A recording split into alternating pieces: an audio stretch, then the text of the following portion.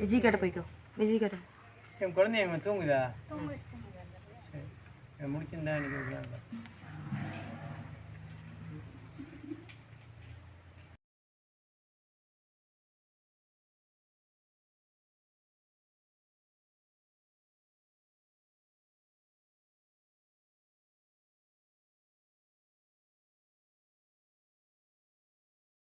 सततं तत्त्वमस्यादिलक्ष्यम् एकं नित्यं विमलमचलं सर्वधी साक्षिभूतं भावातीतं त्रिगुणरहितं सद्गुरुं तं नमामि। ॐ सदाशिवसमारम्भां शङ्कराचार्यमध्यमाम् अस्मदाचार्यपर्यन्तां वन्दे गुरुपरम्पराम्।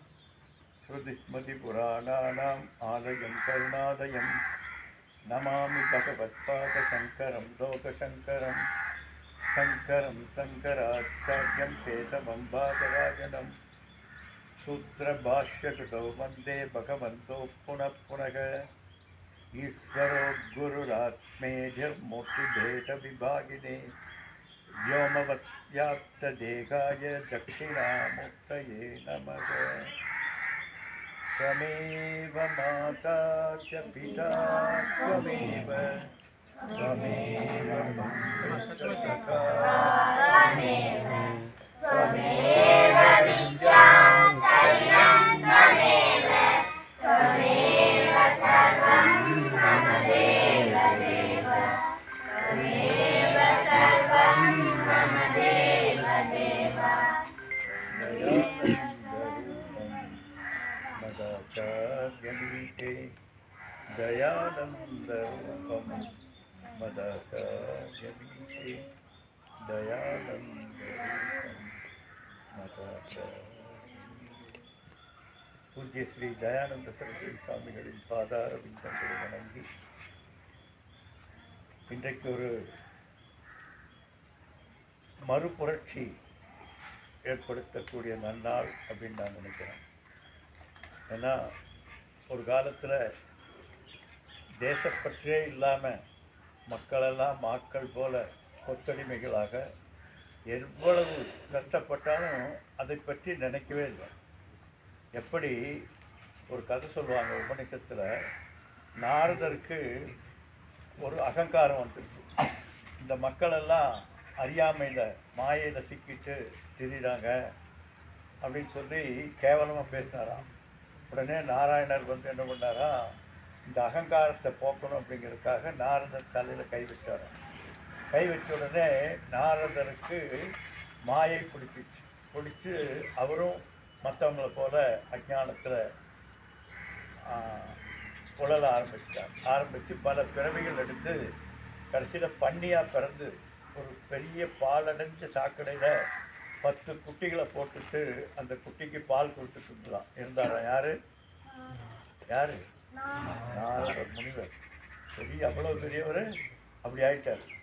அப்போது அம்பாளுக்கு பொறுக்கல, லட்சுமிக்கு, நம்ம மானச புத்தனை போய் இப்படி விட்டுட்டீங்க, போய் கூப்பிடுங்க, எனக்கு கஷ்டமாக இருக்குன்னு.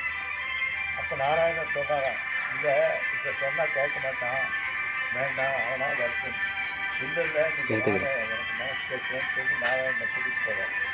கூட்டிகிட்டு போய் அங்கே அவனை கூப்பிட்டுன்னு சொல்கிறார். ஏன் நாரதா வெளியில் வான்னு சொல்கிறார்.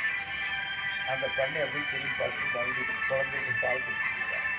2-3 தடவை கூப்பிட்டு பார்த்துட்டு ஒரு பெரிய தடி எடுத்து ஒரு அடி அடித்தாரான்.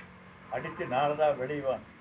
அப்போ அந்த பன்றி சொல்லிட்டான், ஏன் நாரதா அது உயிரை வாங்குற, குழந்தை குட்டிகளோட ஆனந்தமாக இருந்துட்டுருக்குறேன், எங்கே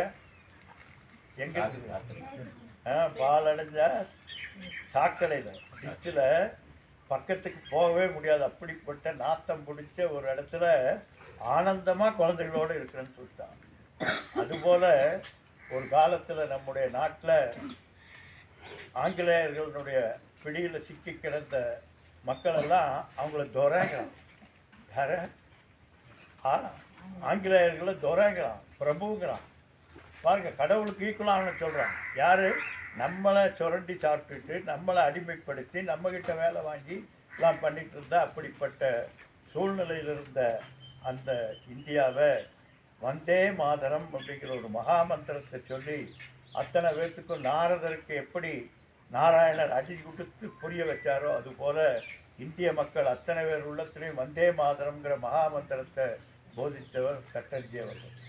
அப்படிப்பட்ட அந்த எழுச்சி இப்போ நமக்கு மறுபடியும் தேவைப்படுது. ஏன்?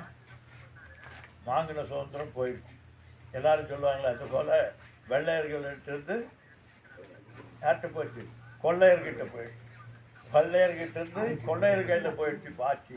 அதனால் இதை மீட்டெடுக்கணும்னா இன்னொரு வந்தே மாதரம் எப்படி கும்பாபிஷேகம் பண்ணுறோமோ அதுபோல் மறுபடியும் எழுச்சி பெற வைக்க வேண்டும். அதற்காக அன்பர் அவர்கள் மிகப்பெரிய பிரயத்தனம் எடுத்திருக்காங்க. உண்மையிலேயே மனதார எப்படி அன்றைக்கு மக்களுடைய உள்ளத்தில்தான் ஒவ்வொரு உள்ளத்திலும் ஒரு புத்துணர்ச்சியை கொடுத்து ஒரு பெரிய எழுச்சியை ஏற்படுத்தியதோ அதே போல் உறங்கிக் கொண்டிருக்கக்கூடிய நம்முடைய மக்கள் அத்தனை பேருக்கும் மறுபடியும் ஒரு புத்துணர்வு ஏற்பட வேண்டும், எழுச்சி ஏற்பட வேண்டும். மறுபடியும் நம்முடைய நாடு ஒரு நல்ல நாடாக, நல்ல போற்றுகின்ற தலைவர்கள் வரக்கூடிய நாடாக, மக்கள் நலம் விரும்பக்கூடிய தலைவர்கள் வரக்கூடிய நாடாக மாறுறதுக்கு இந்த வந்தே மாதரத்தினுடைய மறு எழுச்சி பயணம் சிறக்க வேண்டும் என்று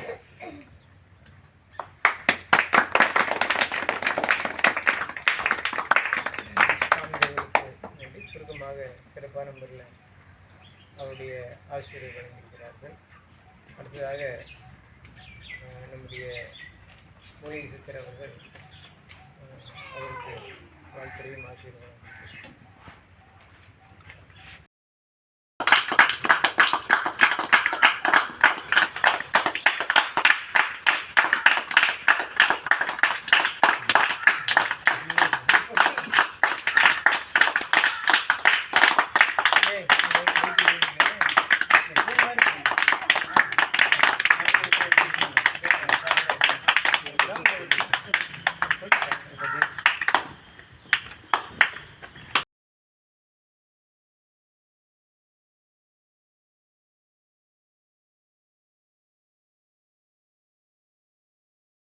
பங்கிம் சந்திர சட்டர்ஜி என்பவர் என்ற ஒரு மகான், என்ற ஒரு தேசபக்தர், அவர் சப்ஜட்ஜும் கூட. பங்கிம் சந்திர சட்டர்ஜி என்பவர் சப்ஜட்ஜ், துணை நீதிபதி அவர். அது மட்டும் இல்லாமல் சப் கலெக்டர் அவர், சார்பு நீதிபதியாக இருந்தார். அவங்க அப்பாவும் ஒரு சப்ஜட்ஜாக இருந்தார், சார்பு நீதிபதியாக இருந்தார். அவர் தேசபக்தியினுடைய ஒரு தாக்கத்தினால ஒரு பாடலை ஏற்றினார். நம்பி தேட வேண்டாங்க கொண்ட மகன்.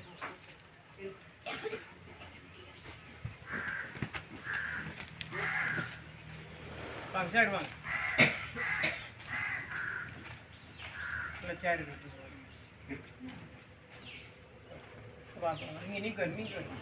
நீங்க உட்காருங்க. இன்னொரு சேர் எடுத்து வாங்க.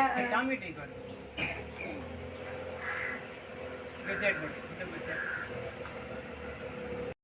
எல்லாருமே மிக தீவிரமான தேசபக்தியோடு விளங்கினாங்க. இன்றைக்கி இல்லை, தேசபக்தி இல்லை. ஏதோ ஒன்று ரெண்டு அங்கே மருந்துக்கு இருக்குதா, எங்கே ஒன்று அங்கே ஒன்று மருந்துக்கு இருக்குது. அது மகா பாவம், நம்மளுடைய மகா பாவம். இங்கே படித்தவங்களும் உட்காந்துருக்காங்க, படிக்காமல் உட்காந்துருக்காங்க. படித்தவங்க பற்றியிலலாம் அந்த தேசபக்தி உணர்வுலாம் கிடையாது. தேசபக்தி உணர்வு நமக்கு இருக்கணும். மகாத்மா காந்தி மதிக்கணும். இந்தியாவின் தேசிய பாடலாக உள்ளது. எல்லாரும் கவனம் இங்கே இருக்கணும், எல்லோரும் கவனிக்கணும். ஊழியர் உட்பட எல்லாரும் படிக்கிறது கவனிக்கணும். வேறு சிந்தனையெல்லாம் வேற எங்கேயும் போகக்கூடாது. இந்திய தேசிய இயக்கத்திலே பங்கு கொண்ட இவர் 13 புதினங்களை நூல்களை வங்க மொழியில் எழுதியிருக்கிறார். இந்தியாவின் பிற மொழிகள் மற்றும் ஆங்கில மொழி நூல்களையும் இவர் மொழிபெயர்த்துள்ளார். வாழ்க்கை சுருக்கம்.